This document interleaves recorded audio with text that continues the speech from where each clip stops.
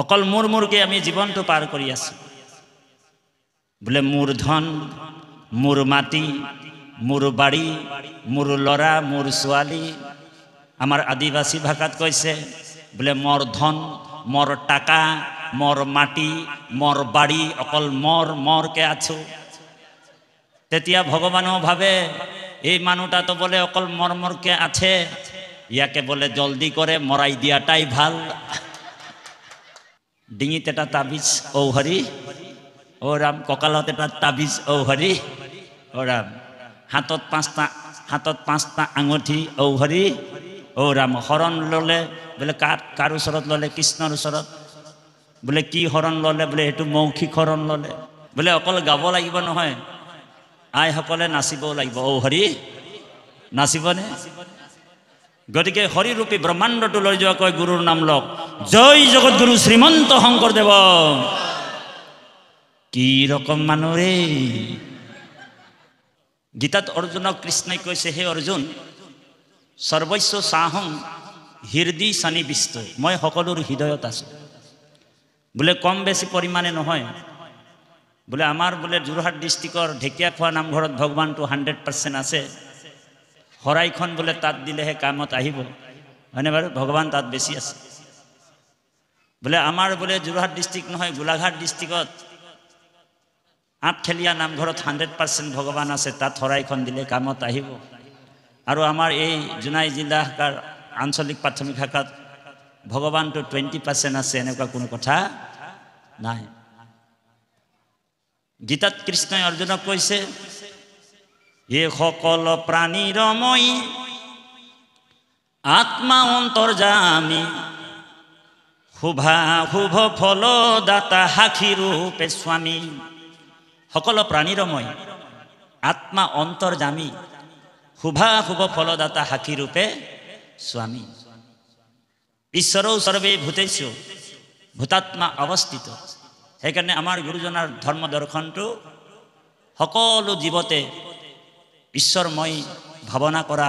যি দৰ্শন এই দৰ্শনটো আমাৰ গুৰুজনাই আমাক প্ৰদান কৰিছে জাতি মাত্ৰ দুটা এতিয়া আমাৰ বাপজনে উদ্বোধক বাপজনে পেগু লিখে সভাপতি বাপজনে শইকীয়া লিখে আমি আমাৰ বাপজনে কৈ গ'ল যে তাঁতি বুলি ক'লে আমি কুলি বুলিও ক'লে হয়নে বাৰু কিন্তু ভাগৱতে জাতি মাত্ৰ দুটা বুলি কৈছে এ কৃষ্ণক ভজয় যিটো তাকে বোলে জাতি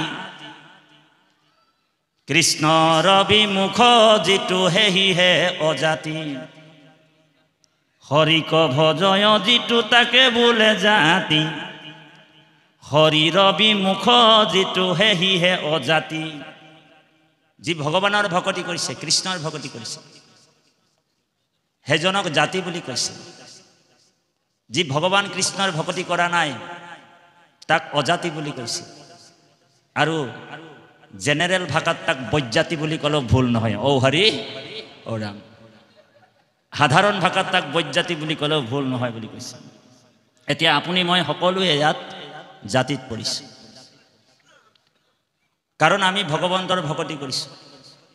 যোনে গভীৰভাৱে অধ্যয়ন কৰে কীৰ্তন দশম ঘোষা ৰত্নাৱলী সেইসকলে ভগৱন্তৰ ভক্তি কৰি যি সুপ্ৰিম সোল বুলি কৈছে যি পৰমাত্মা স্মৃত ইদম এতস্য চিদম যি সকলো জগতক পৰিচালনা কৰিছে সেইজন পৰমাত্মাক যি জানিলে গীতাত কৈছে কৃষ্ণই যি মোক জানিলে কৃষ্ণক জানিলে আৰু তাৰ জানিবলৈ বাকী নাই নাথাকে গতিকে আপোনাক গুৰুসকল কৃষ্ণক জানিলে গুৰুজনাই ভকতি ভাণ্ডাৰ দ্বাৰা হ'ব চুৰি মুকুতি কৈলি উদাস এক হৰণ হৰিৰ নাম ধৰ্ম ৰাজা কৰু প্ৰকাশ নাম ধৰ্মটো হৈছে ৰজাৰ ধৰ্ম হয়নে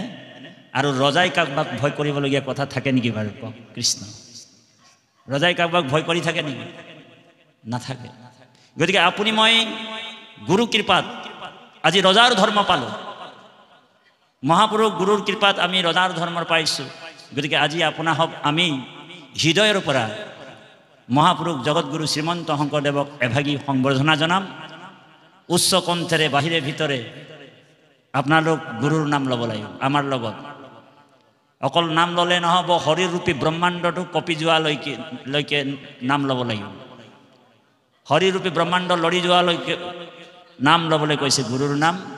কৃষ্ণ নাম কৃষ্ণ নাম গুৰুৰ নাম ল'বলৈ লাজ ভয় কৰিব নালাগে ঊৰ্ধ্ববাহু কৰি ক'ব লাগিব হয় আমাৰ গুৰু শ্ৰীমন্ত শংকৰদেৱ বাহিৰে ভিতৰে উচ্চ কণ্ঠৰে আমাৰ লগত ক'ব লাগিব মাজে মাজে আমি অকণমান আদিবাসী ভাষা জইন কৰিম মিলাই দিম আপোনালোক বেয়া পাব নেকি বাৰু আৰু একেবাৰে শেষত এটা ঝুমুৰ গাই যাম আপোনালোক গাব লাগিব আমাৰ লগত বোলে অকল গাব লাগিব নহয় আইসকলে নাচিবও লাগিব ঔ হৰি নাচিবনে গতিকে হৰিৰূপী ব্ৰহ্মাণ্ডটো লৈ যোৱা কয় গুৰুৰ নাম লওক জয় জগতগুৰু শ্ৰীমন্ত শংকৰদেৱ কি ৰকম মানুহ ৰে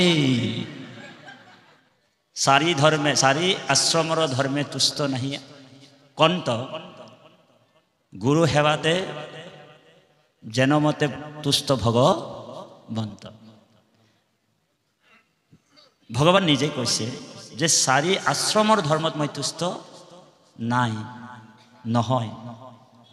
নহওঁ গুৰু সেৱাত মই যিমান তুষ্ট হওঁ এই ৰাম অকপতে যদি গুৰু সেৱা কৰয় গুৰুৰ সমান শক্তি হিচত হুয় অকপটভাৱে যদি গুৰু সেৱা কৰে গুৰুৰ সমান শক্তি নিশ্চয় লাভ কৰিব পাৰে বুলি কৈছে তাৰ জ্বলন্ত উদাহৰণ মহাপুৰুষ মাধৱদেৱ সেইকাৰণে বাহিৰে ভিতৰে উচ্চ কণ্ঠৰে কওক জয় জগতগুৰু শ্ৰীমন্ত শংকৰদেৱ কি ৰকম মানুহ ৰে আৱাজেই নাই ওলাইছে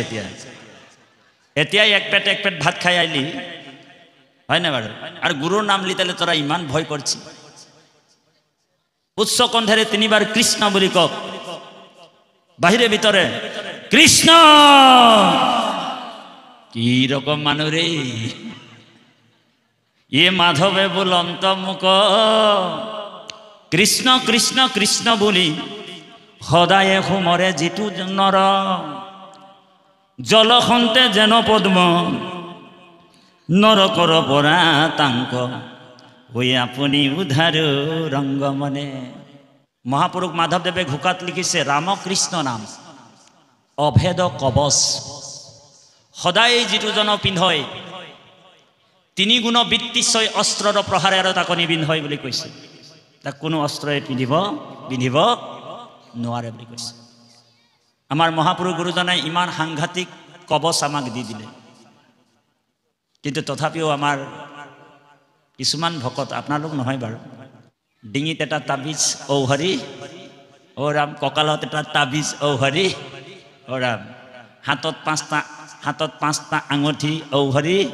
ও ৰাম শৰণ ল'লে বোলে কাৰ ওচৰত ল'লে কৃষ্ণৰ ওচৰত বোলে কি শৰণ ল'লে বোলে এইটো মৌখিক শৰণ ল'লে মুখেৰে ল'লে শৰণ ল'লে আপোনাৰ শৰণ ক'ত হ'ল বোলে ভাগৱতী সমাজত আপনাৰ শৰণ হল বোলে সত্ৰত হল বোলে কি হব এতিয়া বোলে বৈকুণ্ঠৰ জখলাটো লাগিয়ে আছে আমি মাত্ৰ উঠিলেই হয় ঔ হৰি ও ৰাম গ'লোৱে আৰু বৈকুণ্ঠ মৌখিক শৰণ আৰু এইফালে আমাৰ আঙঠিবিলাক ঔ হৰি আঙঠি আছে ইয়াত এটা আঙঠি বোলে এইটো প্ৰবাল ধাতু এইটো আঙঠি বোলে এইটো শনি গ্ৰহৰ আঙঠি এইটো আঙঠি মঙ্গল গ্ৰহৰ আঙঠি এইটো বোলে গণৰ খড়গ বোলে গণৰ খড়গটো তুমি ক'ত পালা বোলে কাজিৰঙাত চোৰাংচোৱাই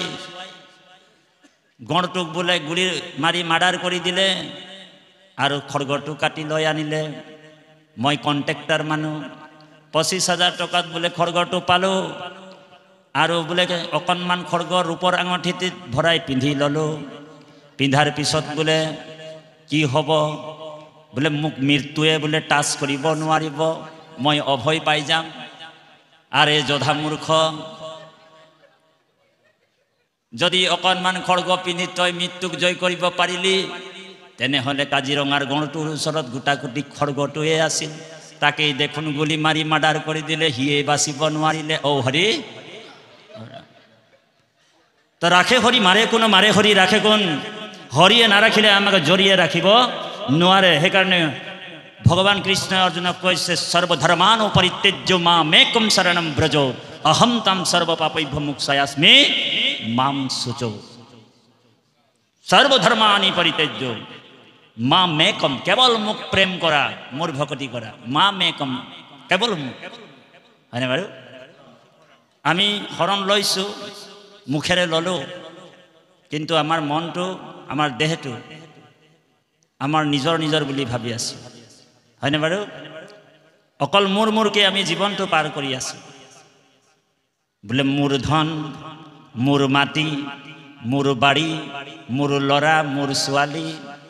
আমাৰ আদিবাসী ভাষাত কৈছে বোলে মোৰ ধন, মোৰ টাকা, মোৰ মাটি, মোৰ বাৰী, অকল মৰকে আছো। তেতিয়া ভগৱানও ভাবে এই মানুহটা তো বলে অকল মৰকে আছে, ইয়াকে বলে জলদি কৰে মৰাই দিয়াটাই ভাল।